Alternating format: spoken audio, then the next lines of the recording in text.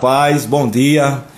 Jornada do Contentamento, retornando aí. Vamos receber o meu amigo, escritor, pastor, comunicador também e principalmente gente boa, o pastor Tiago Cavaco. Ó, obra dele aqui, ó, Ter Fé na Cidade, outro livraço dele também aqui, ó, 6 Sermões contra a Preguiça. Então ele já vai chegando aí para participar conosco. Eu vou colocar aqui as informações. Jornada do Contentamento. Olha aí, Moreco, tá aí, meu amor. Foco Instituto, beijo, amor. Vai convidando aí o pessoal. Clamartins Alves, seja bem-vinda aí, irmã, em nome de Jesus. Vai convidando aí o pessoal, que eu vou colocar aqui. O pastor Tiago está aí. Irmã Maria José, um abraço, Deus te abençoe. Dá um abraço no Niedson aí. Diz a Niedson que depois eu vou ensinar um drible a ele. Niedson, amigão. Chama o Niedson aí para participar também. Pastor Tiago já está chegando aí. Tiago Cavaco. Mateus, pronto, Mateus, tudo certo. Eu acho que ele estava fazendo o moicano. Ele estava ajeitando o moicano. Aí então, deu essa parada aí. Mas ele está já chegando, já falei com ele, está tudo sob controle. Ele está vindo aí para conversar conosco. E vai ser muito bom esse diálogo. Para quem está aí em Portugal, meu amigo Valmir, um abraço, meu irmão. Deus te abençoe. Nunca levou um drible meu lá no Coqueiral, amigão aí. Um abração aí, fica conosco, vamos ter aqui essa live sobre a Jornada do Contentamento. Vamos aprender um pouco com o pastor Tiago Cavaco. Ele é da Igreja da Lapa, lá de Portugal. Lá já são 3 e alguma coisa da tarde. E aqui estamos de manhã.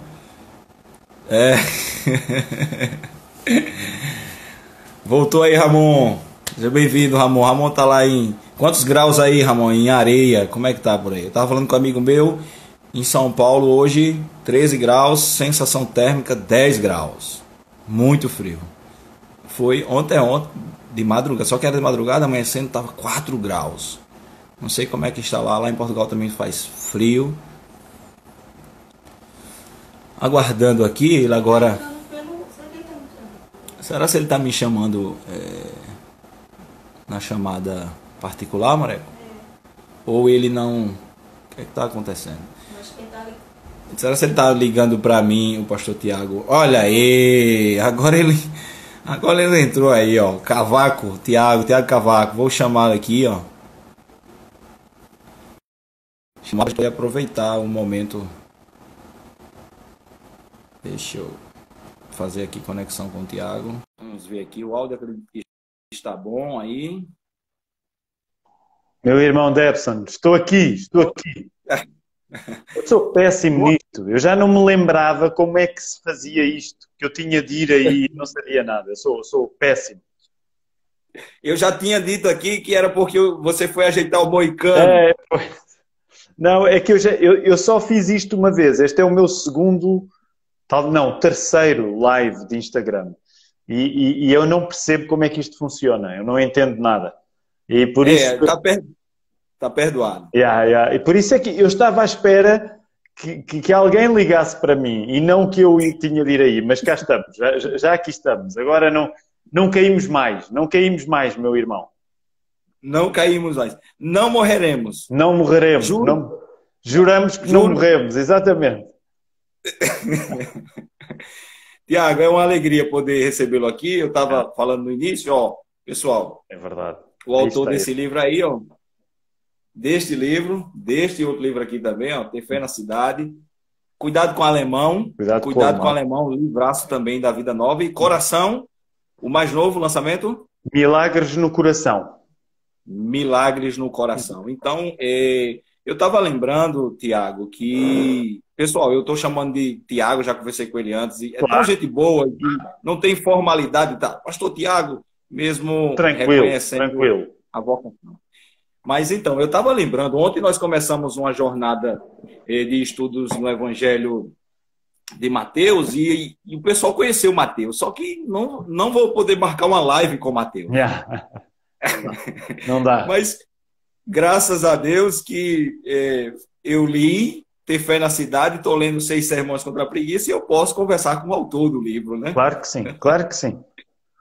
Então, Tiago, tem algumas pessoas que estão conosco aqui que já participaram dessa jornada do contentamento. Uhum. Então, a Bíblia nos apresenta essa jornada, que ela não vai se acabar mais.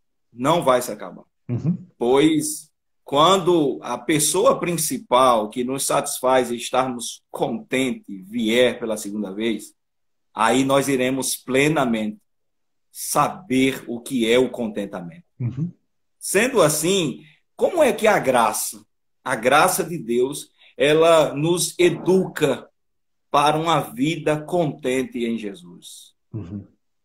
Essa é uma bela pergunta, porque tenho aprendido nos últimos anos que a qualidade de alguém que segue Jesus se vê precisamente nesta questão do contentamento.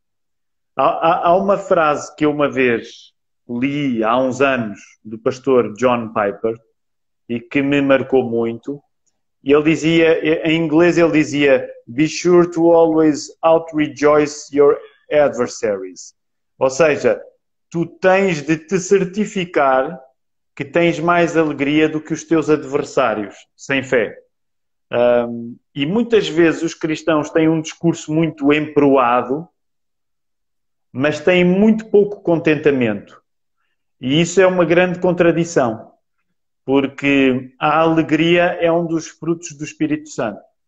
E por um cristão que não está contente, é uma contradição. O que certamente não significa que nós não passamos por tristezas e coisas duras. Mas como o apóstolo Paulo dizia, ele sabia estar contente em tudo. Uma das coisas que eu compreendi nos últimos anos é que, pensando no exemplo de um pastor em particular, é fácil nós estarmos tão envolvidos com o ministério, com todo o trabalho bom da igreja, que depois o contentamento, aquilo que é o que nós sentimos sozinhos com Deus, vai desaparecendo. E quando isso acontece na vida de um cristão e de um pastor em particular, esse é um grande aviso de Deus para que o nosso coração pare e pense.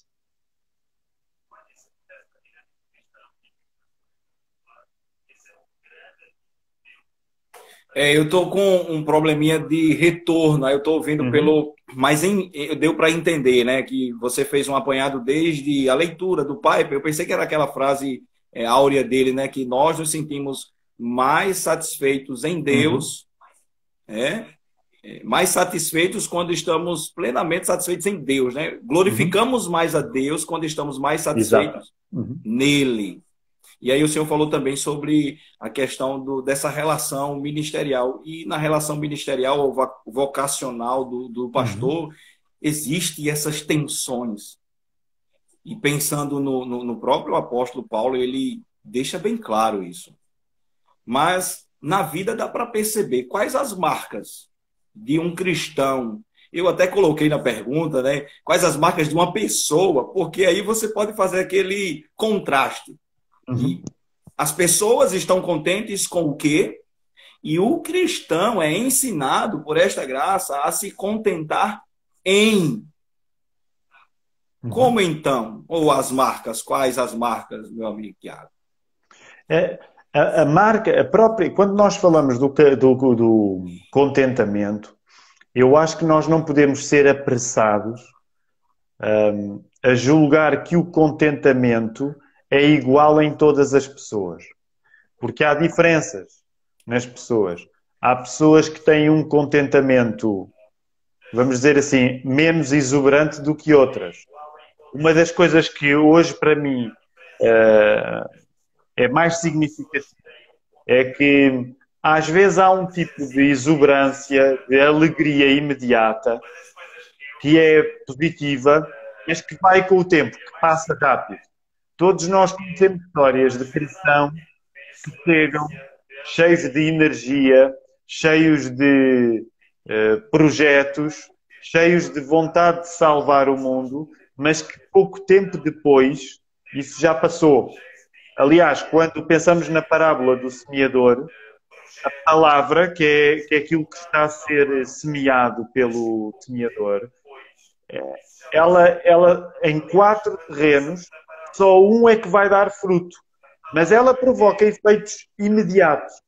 E quando nós pensamos em contentamento, temos de saber distinguir o contentamento de uma alegria imediata, fácil, de um entusiasmo, às vezes até jovem. Porque eu olho para mim e penso, quando eu tinha 30 anos, a maneira como eu demonstrava alegria, de certo modo, era mais rápida, era mais convincente. Mas essa alegria dos 30 não é necessariamente o contentamento dos 40. E, portanto, há alguma sabedoria que vem com o contentamento que não é necessariamente uma alegria pronta ou uma boa disposição constante. E eu diria que essa é uma das marcas do contentamento, que é, nós não podemos obrigar, vamos dizer assim, não podemos esperar que o contentamento de Cristo se manifeste da mesma maneira em todas as pessoas. Porque mesmo quando lemos o apóstolo Paulo, e ele escreve acerca de estar contente nas circunstâncias mais difíceis, mas dependendo do escrito dele, dependendo da carta que ele está a escrever, ele demonstra esse contentamento de maneiras diferentes também. Se nós pensarmos naquela que acreditamos que é a última carta que o apóstolo Paulo escreveu, a segunda carta que escreveu a Timóteo, nós sentimos Paulo um pouco triste. Ele está um pouco triste por todas as pessoas que o abandonaram. E, no entanto, isso não nega o contentamento que ele tinha em Cristo. Portanto, uma das marcas que eu diria é que o contentamento não significa que todos o manifestam da mesma maneira. Portanto, há maneiras diferentes de manifestar contentamento em Cristo. E eu acho que isso é uma das marcas. Nós precisamos de compreender que nem todos vamos manifestar da mesma maneira esse contentamento.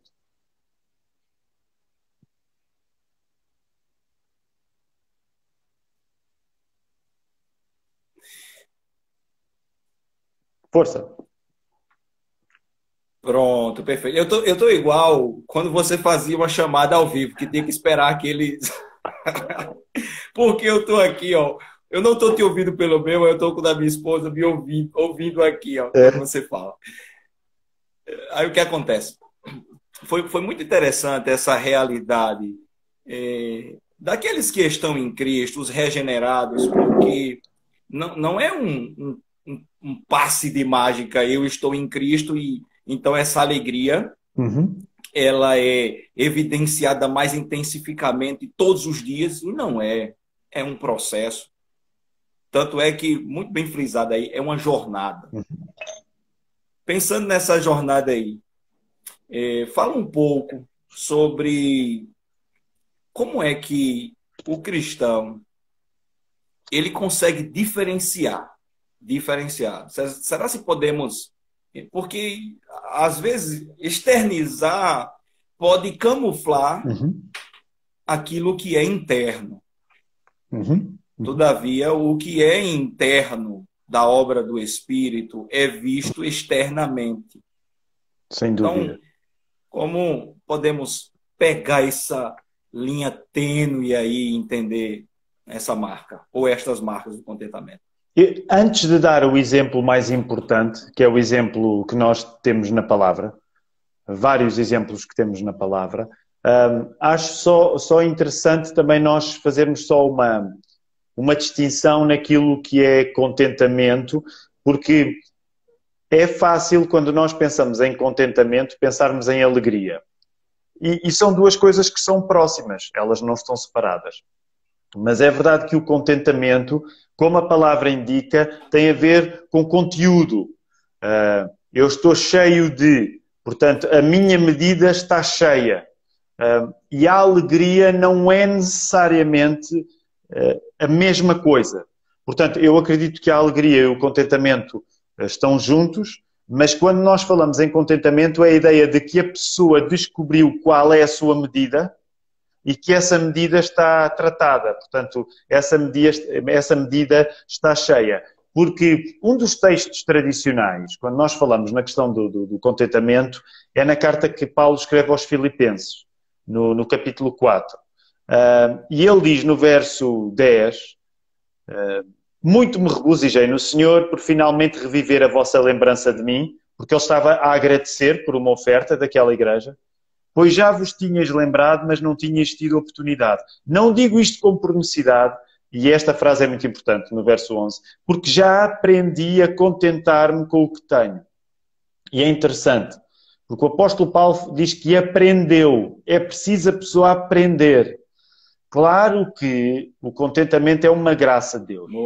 Eu sentir-me contente é sinal de que Deus me dá a graça para isso. Mas é preciso nós fazermos alguma coisa para nos sentirmos contentes, na medida em que nós temos de aprender. Uma das coisas que temos de aprender é a medida. Qual é a nossa medida? Porque repara, meu irmão Debson, a tua medida não é a minha medida, mas a tua medida deve estar cheia como a minha deve estar cheia de contentamento.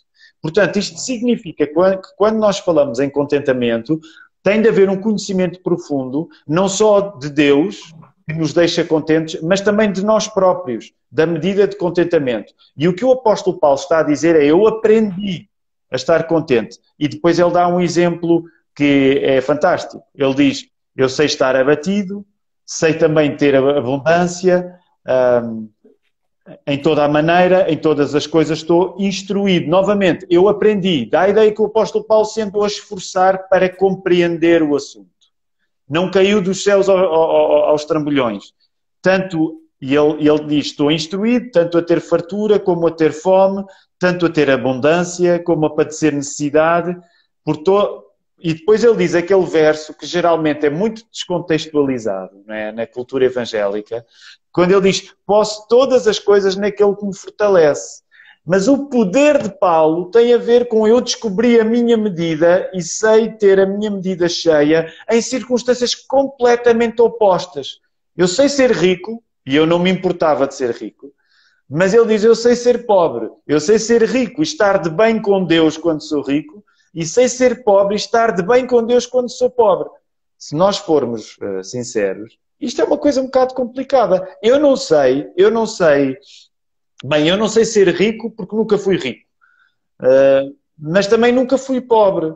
Mas a minha tarefa é perceber a medida da graça de Deus e a minha própria medida. E nessas duas coisas, aprender, ensinar-me a mim mesmo a ser grato. Uma das marcas do contentamento é um estudo de quem Deus é e é um estudo de quem eu sou.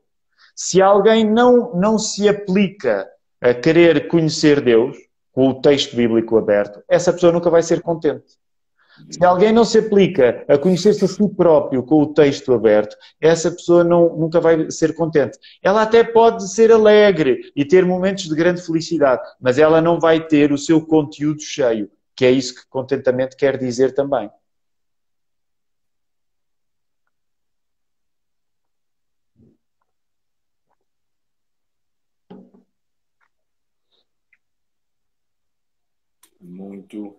Muito bom. Já no final, né, tendo dado uma explicação bem clara, aí o senhor fala sobre não ter. Que se não tiver o contato com ele, né, com Cristo, com a sua palavra, com a graça, por que não? É uma questão de vida e morte. Sem dúvida. Vida e morte. E aí, fala um pouco sobre a letra daquela canção que eu estava ouvindo, Não Morreremos Mais, e pode ficar à vontade aqui, se quiser abordar questões. Ele não vai cantar, pessoal, ele disse que era tímido, mas... Não, eu sou tímido, é isso, sou tímido. Eu, para cantar, tem de ser um milagre, tem de ser um milagre. A questão é esta. Quanto menos eu conheço Deus, mais fácil é que as minhas alegrias sejam curtas. Quanto menos eu conheço Deus, menos eu me conheço a mim próprio. Mais fácil é que as minhas alegrias sejam curtas. porque eu não estou a compreender a realidade. A minha capacidade de me satisfazer, ela fica reduzida. Por isso é que nós acreditamos que o processo de conhecer Deus, através de Jesus Cristo, na agência do Espírito Santo, esse processo é um processo contínuo. Aquilo que vai acontecer connosco depois da morte é a continuação daquilo que nós já em vida estamos a viver. Se Deus não é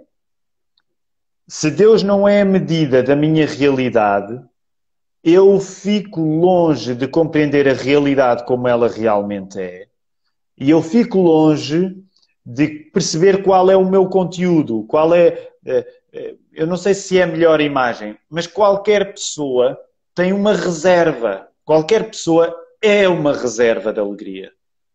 Deus criou-nos para nós louvarmos a Ele, porque nós somos todos os seres humanos, somos reservas de alegria. Agora, se nós não conhecermos Deus e se nós não nos conhecermos a nós próprios, nós não temos como encher a nossa reserva de alegria. Então nós podemos passar uma vida inteira com alegrias passageiras, com contentamentos que não são preenchidos, e nós vamos perdendo a nossa própria humanidade nesse processo. Porque quando eu não encho o meu conteúdo, quando eu vivo vazio, eu fico um fantasma. A vida que devia existir em mim, ela não existe. A reserva que devia estar cheia, ela não está. Então vamos dizer assim, eu arrasto-me a mim próprio a viver desejando ser alegre, desejando ter felicidade, mas como não conheço a origem dessa felicidade, que é Deus, e como não me conheço bem a mim no processo de conhecer Deus, eu vou tentar, na reserva que eu sou, eu vou tentar encher essa reserva de alegria com alegrias pequenas, com coisas passageiras. Todos nós vivemos a tentar ser felizes. O problema é que nos encantamos de felicidades que são demasiado pequenas para nós. O nosso problema, como o pastor John Piper diz com razão, não é que nós queremos ser felizes e devíamos querer menos ser felizes. Esse não é o nosso problema. O nosso problema é que nós queremos ser felizes de menos. Nós deveríamos querer ser mais felizes do que queremos. E por isso é que nos encantamos com versões contrabandeadas da felicidade. Porque só Deus, que nos criou como reservas de felicidade, como reservas de alegria, tem a capacidade de encher esse reservatório, esse espaço que somos nós. E isto quer dizer que quando eu não me vivo a alegrar em Deus, eu já estou a matar-me a mim próprio, aos poucos. Porquê é que nós podemos ter a certeza que não morremos? Porque quando eu tenho alegria em Deus, eu estou a encher a minha reserva de felicidade de um modo que essa tarefa, que é progressiva, ela se torna eterna também. E a pessoa pode ter a certeza que não morre, porque a felicidade que ela está a experimentar vai além. Como é que eu diria? É uma felicidade que vai além do conteúdo que nós temos. É um pouco paradoxal, mas a certeza da eternidade é a certeza de que a alegria que nós estamos a viver é demasiado grande para caber nesta vida. E quando nós estamos contentes com uma alegria mesmo a sério, nós intuímos que aquela alegria é tão grande que a nossa vida não consegue, a nossa vida não consegue segurar. É preciso uma vida a seguir para conseguir segurar a alegria toda que estamos a viver. E isto é uma educação. É uma formação, é um processo. Naquela letra, naquela canção, eu diria que a canção fala acerca de... Não há nada mais descarado ou até que parece arrogante que é a pessoa garantir uma coisa que não sabe se tem meio para fazer. Mas é aí que está o paradoxo. Eu tenho a certeza que não vou morrer. Como é que eu tenho essa certeza? É um ato de fé. A alegria que eu vivo, ela é demasiado grande para poder acabar nesta vida. E, portanto, nós podemos assegurar a única coisa que não podemos assegurar, que é, nós não vamos morrer. É uma contradição. Acaba por ser uma piada. mas é uma piada muito séria, porque é uma piada eterna. E é nesse sentido que a canção também surgiu.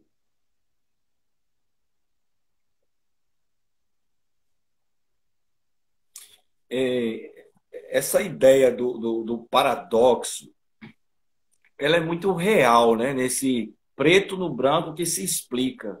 E aí eu me lembrei das declarações, quando você vai abordar sobre a mudança dos primeiros seres humanos, o primeiro casal. Uhum. O jardim, o lugar da habitação, não se tornou imperfeito para eles. Uhum. Uhum.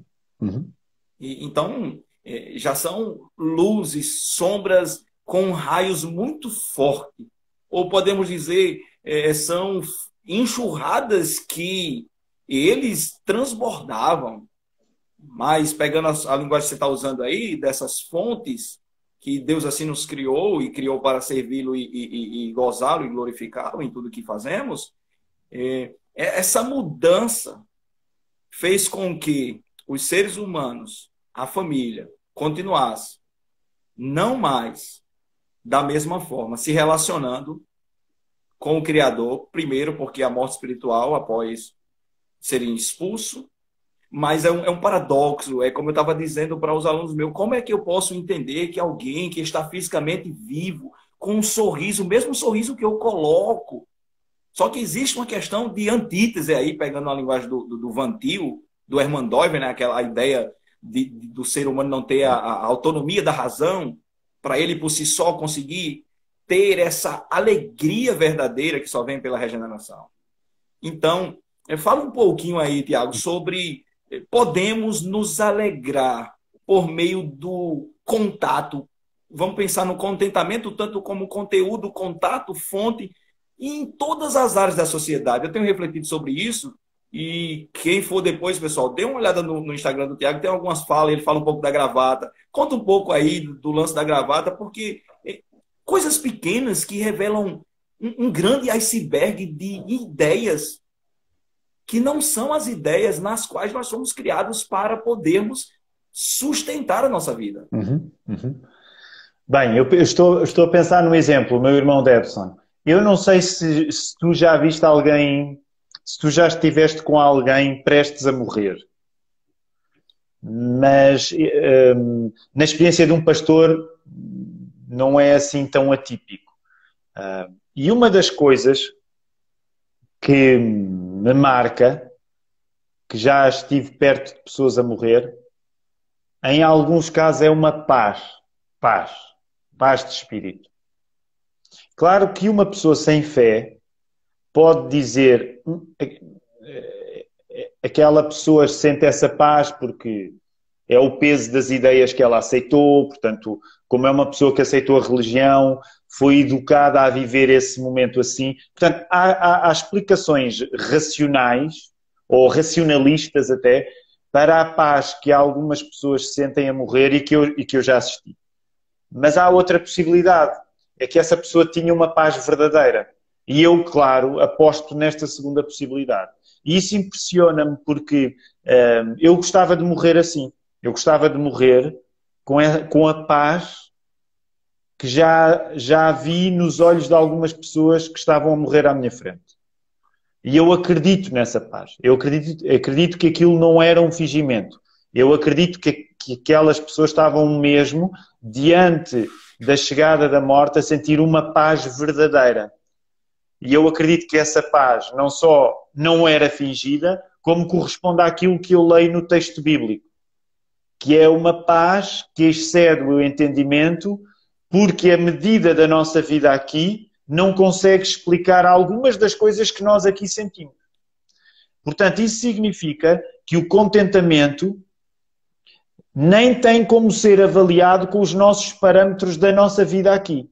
Apesar de poder ser sentido com os nossos parâmetros da nossa vida aqui. Também por causa disso, este paradoxo da boa morte, aliás, as discussões todas sobre a eutanásia agora, é interessante porque a eutanásia é um assunto muito discutido pelas sociedades hoje e ela usa no grego um termo que é um projeto espiritual antigo, que é como é que eu morro bem? Como é que eu posso morrer bem? Porque de uma maneira ou de outra, nós gostaríamos todos de morrer bem. Até porque morrer mal parece uma mancha na vida que acabou de acontecer. E morrer bem parece que compõe toda a vida que estava para trás. Porquê é que eu estou a falar de vida e de morte? Porque quando nós falamos de contentamento, como tu dizias, é uma questão de vida, mas é uma questão de morte também. A questão do contentamento, quando nós falamos em contentamento, tem a ver com a maneira como eu estou a viver hoje, hoje é 4 de agosto, certo? 4 de agosto, 5 de agosto, já estou perdido. Em agosto de 2020, mas tem a ver com muito mais do que isso. Tem a ver com a maneira como eu gostaria de viver quando morrer, que não sei quando é que vou morrer. No entanto, trazer o assunto da morte é das coisas mais importantes que nós podemos fazer para viver bem. Trazer o assunto da morte é das coisas mais importantes.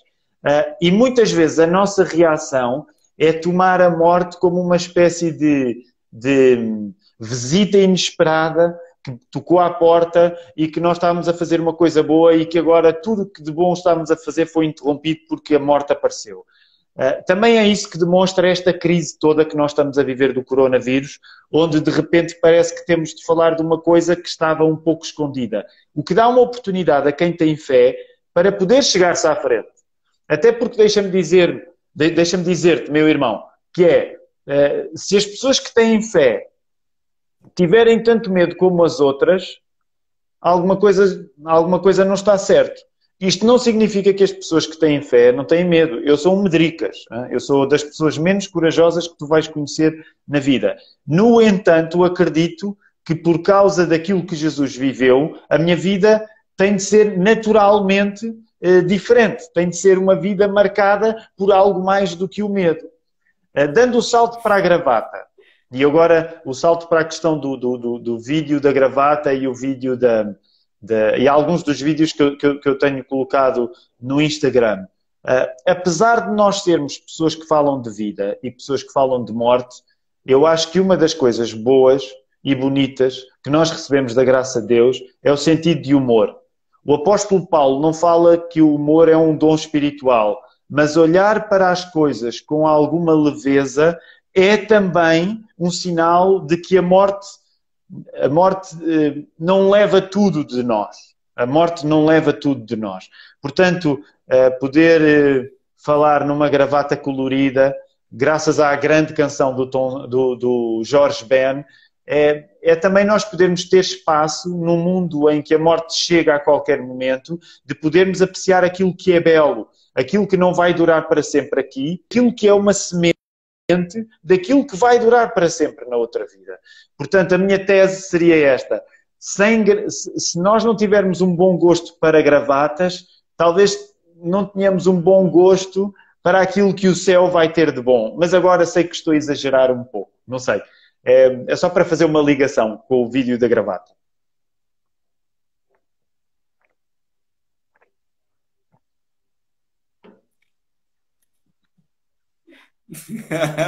Agora que eu vi a gravata aqui. Mas, ó, é interessante. Pegando no ponto do humor, e uma das coisas, até estava conversando com a minha esposa sobre nosso primeiro contato. Quando eu liguei, eu disse, nossa, gente boa demais o Tiago, muito alegre. E quem leu os livros deve ter percebido que ele contou, ele escreveu algumas realidades que acontecem na Igreja da Lapa. Então, fala um pouco desse projeto aí, Tiago, em ter pessoas não necessariamente que professem a mesma fé, mas que inevitavelmente necessitam conhecer a verdadeira fé. Então, é um trabalho muito bonito. A minha expressão preferida para a igreja, eu agora estou a pensar o local. Aliás, nós em Portugal dizemos o sítio. No Brasil, sítio quer dizer sempre quinta. Em Portugal, sítio quer dizer lugar também. Mas uma das minhas expressões preferidas para a igreja, para lugar, é casa de oração.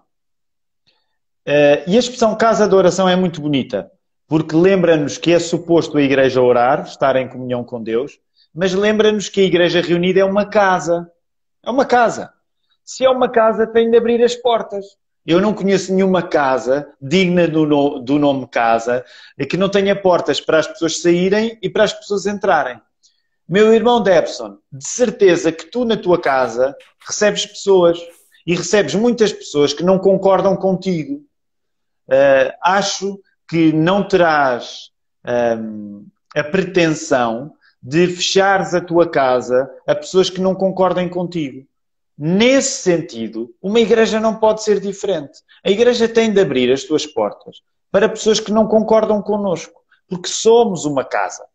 Agora, isso não significa que a igreja vai ouvir quem não tem fé como se fé tivesse. Isso para mim não faz sentido. Mas significa que a igreja pode abrir as portas da sua casa para, em circunstâncias específicas, ouvir as pessoas. Eu não convido ateus ou agnósticos para pregarem a palavra de Deus. Eles não acreditam nela como palavra de Deus. Portanto, isso não me passa pela cabeça. Eu não vou convidar alguém que não acredita em Deus para me ajudar a ter mais fé em Deus. Mas eu vou convidar alguém que não acredita em Deus para o ouvir. Da mesma maneira como recebo pessoas em minha casa, como almoço com pessoas e janto com pessoas e sou amigo de pessoas e sou abençoado por muita gente que não acredita em Deus. Portanto, nessa medida, a Igreja da Lapa procura ter ocasiões em que chama pessoas, independentemente daquilo que elas acreditam acerca de Deus, para as ouvir. Se nós conhecemos pessoas interessantes porque escreveram um bom livro, nós vamos querer ouvi-las acerca desse livro. Se nós conhecemos pessoas interessantes que fazem boa música, nós vamos querer ouvi-las acerca dessa boa música. E por aí fora, porque a verdade é que todos os dons que existem no mundo, foram inventados por Deus. Quando tu encontras uma pessoa talentosa que não tem fé, o talento dela não vem do diabo. O talento vem de Deus. Ela só tem esse talento porque Deus deu esse talento. O diabo ainda não cria pessoas e o diabo ainda não cria talentos. O que o diabo faz é uma coisa diferente. Ele macaqueia, ele finge, ele é uma versão fajuta de Deus. Portanto, mas isso não significa que o talento das pessoas à tua volta, meu irmão Debson, vem do diabo. Esse talento não vem do diabo, ele vem de Deus. Agora, as pessoas podem não reconhecer isso. E eu compreendo, eu percebo, eu aceito que quem não acredita em Deus não tome os dons da sua vida como dados por Deus. Mas isso não me impede a mim de abrir a porta da minha casa e a porta da casa de oração para conversar com essa pessoa e no final, porque é isso que nós procuramos, até orarmos por essa pessoa. Mesmo quando essa pessoa não acredita que Deus existe. E isso é uma coisa que para mim me entusiasma, porque nesta casa de oração, na Igreja da Lapa, eu já orei por deputados de direita, já orei por deputados de extrema esquerda, já orei por cantores santos, já orei por cantores devassos, já orei por muita gente. E esta é uma casa de oração. Logo, eu quero orar por quem precisa. E toda a gente precisa de oração.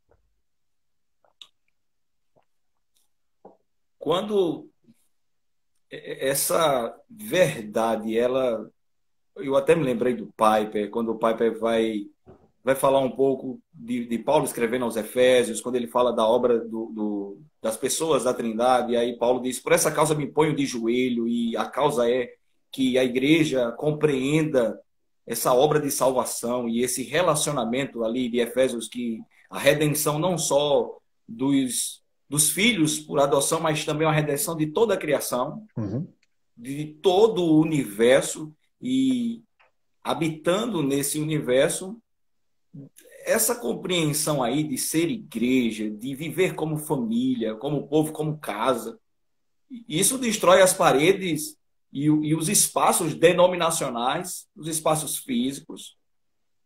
E também foi muito preciso quando o senhor fala sobre uma coisa é os princípios reguladores do culto, uma perspectiva mais na questão reformada, e outra coisa não é uma reunião pública.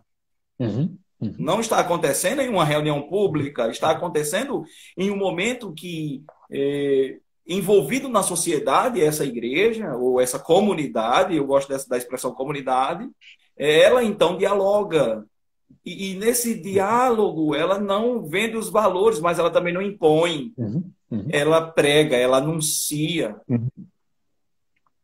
Então, Tiago, e sobre os ritmos, você até falou um pouco aí, como é que o senhor vê, porque eu estava conversando, foi sábado, um colega disse, não, o funk foi o diabo que criou. E aí foi engraçado, a gente ficou rindo um pouco, mas enfim, e os ritmos, como lidar então? Porque tem pessoas que ficam nessa, não só ritmos, mas pensam também em todo tipo de arte. Todos os tipos. Como podemos adentrar nas questões dos ritmos? Você já falou um pouco da graça comum, a ideia dos talentos e tal. Bem, eu diria, quando a conversa é cultura, a relação do crente com a cultura, e quando estou a falar com irmãos do Brasil, eu acho que convém fazer algum contexto. Porquê?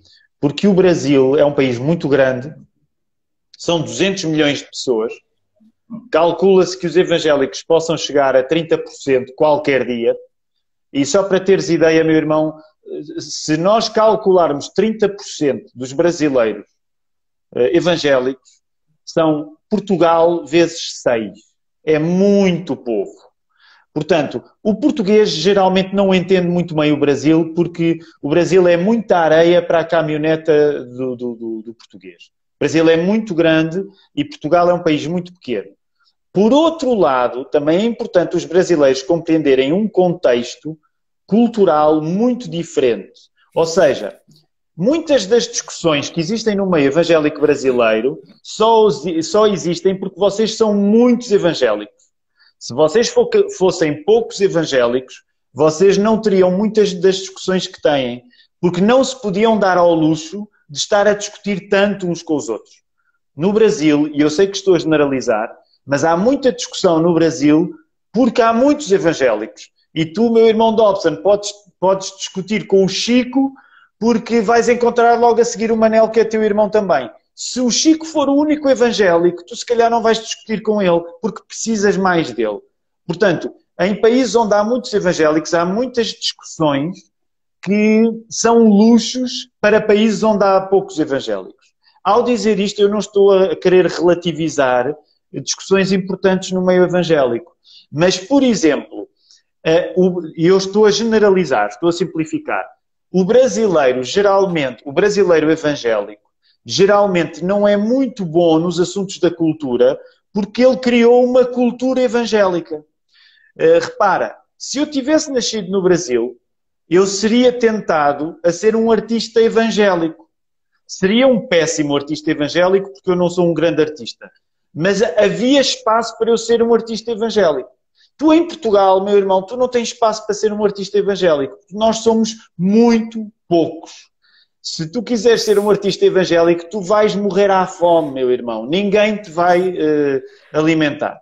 Portanto, isto significa que tu, num contexto onde o mundo evangélico é muito pequeno, tu tens de viver mais no mundo. Tu não podes fechar a porta ao mundo. Tu, no Brasil, o meio evangélico é tão grande, tu tens igrejas com reuniões todos os dias. Tu passas a vida na igreja. Em Portugal, isso é muito difícil.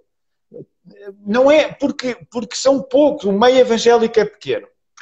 Porquê que eu estou a falar nisso? Porque o contexto aqui faz toda a diferença. Que é, o que acontece comigo em Portugal, às vezes não tem nada a ver com o meu talento de falar com a cultura. Simplesmente eu não tenho alternativa. Ao passo que tu aí tens um meio evangélico tão grande. Repara, eu vou dizer uma coisa chata, mas este é o problema das lives. A pessoa diz aquilo que vai no coração. A ideia com que eu fico da visita que fiz ao Brasil é que tu tens de ser um pastor muito ruim para teres uma igreja vazia. No Brasil, o povo é tão dado às coisas de Deus que tu tens de ser um pastor ruim para teres uma igreja vazia. Ora, na Europa é diferente. Tu podes ser o Nicodemos, tu podes ser o John Piper, tu podes ser o John MacArthur, tu podes ser o Billy Graham, a tua igreja vai estar vazia na mesma. Ok? Porque isto não tem a ver, a relação é diferente. Logo, tu vives muito mais na cultura secular, porque tu não tens como viver numa cultura evangélica. Portanto, uma parte da questão também passa por este contexto. Porque eu noto, quando falo contigo e com os meus irmãos no Brasil, que como viveram em contextos evangélicos muito... como é que eu diria? Com muita coisa, com igrejas muito grandes, com muito programa, por exemplo, nunca tiveram tempo para ouvir música não evangélica. Comigo é o contrário. Em Portugal, eu se quisesse ouvir música cristã quando era jovem, eu tinha de me esforçar muito. Portanto, isto significa que para mim a relação com a cultura secular é uma coisa muito mais normal do que... Ao dizer isto, também quero dizer uma coisa positiva, que é... o Brasil, pela sua dimensão,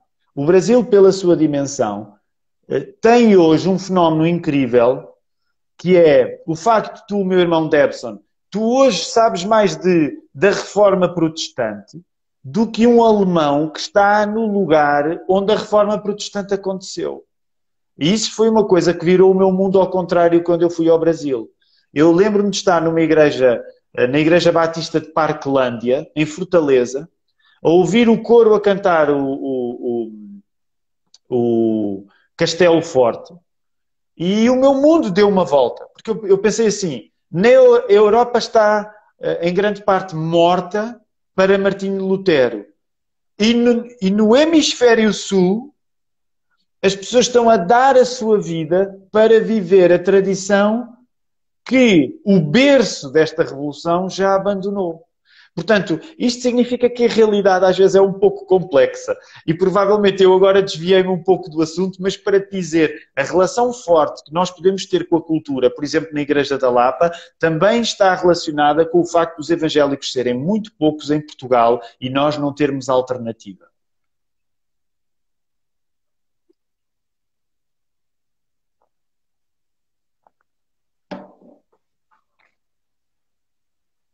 Eu estou no ponto, escutando aqui, tá chegando.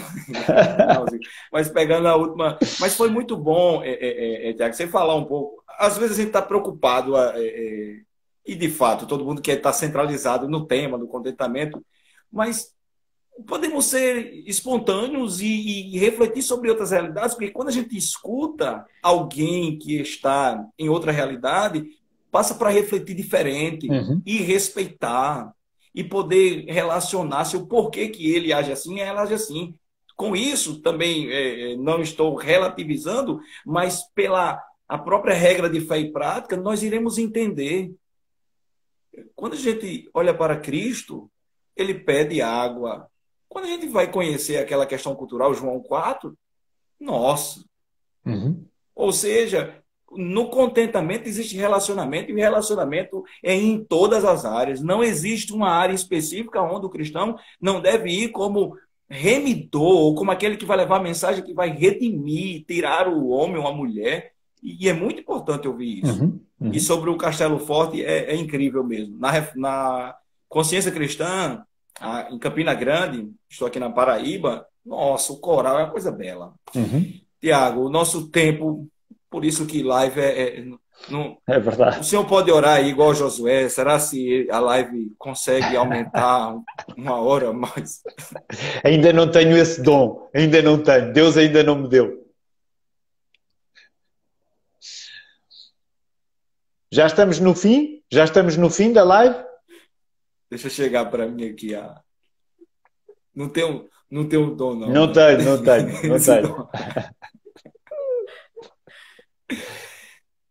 Já só faltam 10 minutos. Então eu quero fazer os agradecimentos, né? E o pessoal, se tem mais 10 minutos para ele. A minha esposa está ali, só também ali, sorrindo ali. Então, é muito bom. Os equipamentos tudo ligado, é um contentamento só aqui, ó. Estou lhe ouvindo, lhe vendo. Então, Tiago, fica à vontade aí para agradecer sou grato a Deus, porque prontamente, e foi muito bom, né? Porque foi, eu vou falar, tem um livro que foi lançado agora da vida, não, vou ser um pentecostal reformado Reformado. agora. Foi uma providência do azeite, o tema do contentamento, que você vinha vivendo essa ideia aí, ó. Sabe, uma coisa boa dos lives, e como eu te disse, eu não tenho muita experiência de lives de Instagram, é que eu até tenho medo quando faço um live, porque eu sou uma pessoa com pouca capacidade de reflexão. A minha boca é mais rápida do que a minha cabeça. Eu consigo enganar melhor as pessoas ao domingo, porque tive tempo para escrever o sermão. E geralmente aí tento ficar um pouco mais calado. Mas no geral, um, o live puxa pelo pior em mim, que é eu dizer aquilo que me está a passar pela cabeça.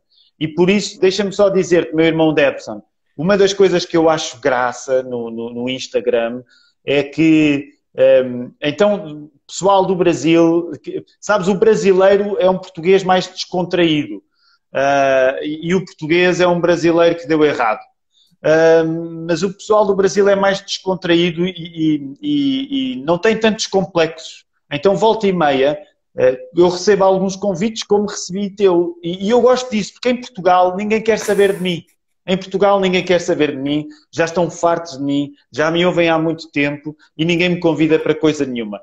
No Brasil ainda há uns quantos que, como não me conhecem, ainda me vão convidando. Agora, eu também sei que o convite que tu me estás a fazer, no futuro tu não vais fazer mais, ok?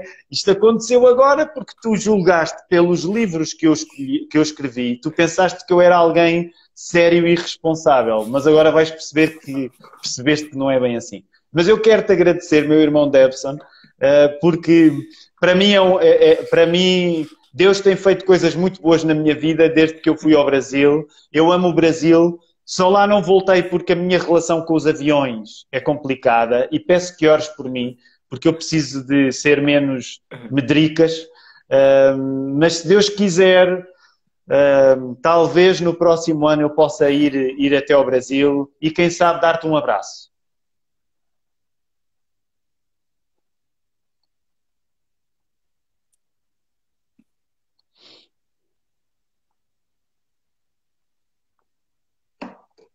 Oh, vai ser bom demais receber esse abraço. Mas, pelo contrário, para mim, vamos pensar em expectativa, né?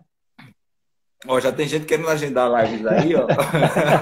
Vamos a isso, Egmont. Tá marcado, tá marcado. Força, força.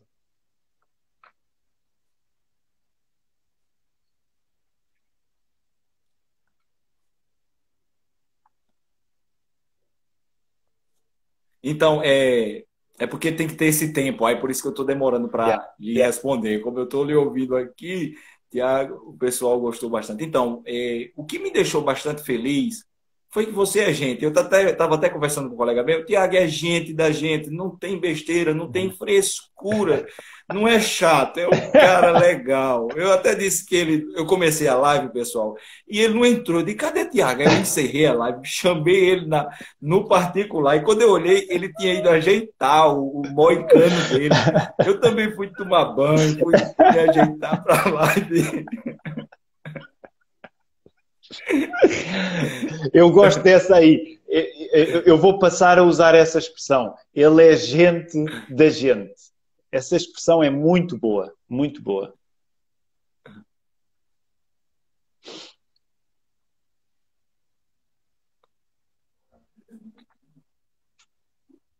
É gente da gente. Que é ser humano, né? Uma pessoa. Eu estou no ponto. Ele deve estar acostumado, hein, Tiago? Quando fazia conexão, quando você estava nos programas daí, aí esperava aquele tempo. Tá igual aqui, eu comigo. Eu espero chegar aqui. Muito bom, meu irmão. Olha, quero desejar as bênçãos de Deus para ti, para a tua família, para a tua igreja. Quero agradecer-te a generosidade desta conversa e vamos ficar ligados e quem sabe no futuro, aí numa ida até ao Brasil, termos a oportunidade de um abraço fraterno, sem Covid, sem coronavírus.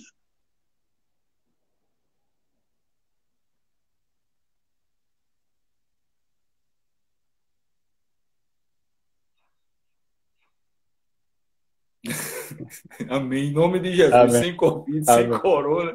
Um abraço Um abraço. apertado e Um vim abraço. aqui tomar um banho nas praias aqui da Paraíba aqui. Foi muito bom, pastor.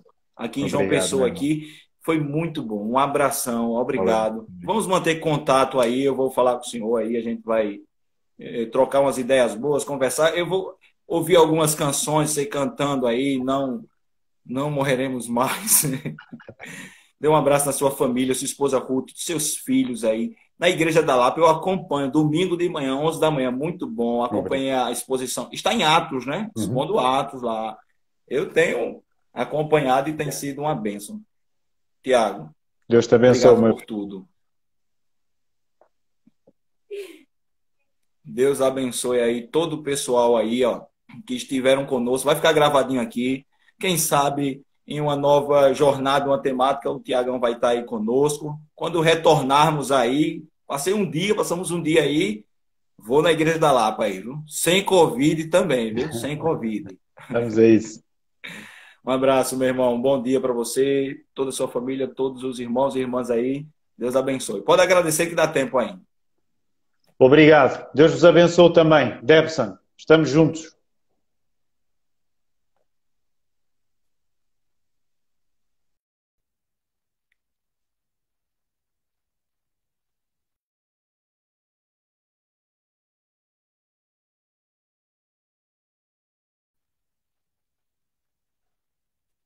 Gente da gente, Tiagão, Deus abençoe todos, em nome de Jesus. Tenha uma ótima terça-feira, em nome de Jesus. Essa foi a jornada do contentamento. Deus abençoe.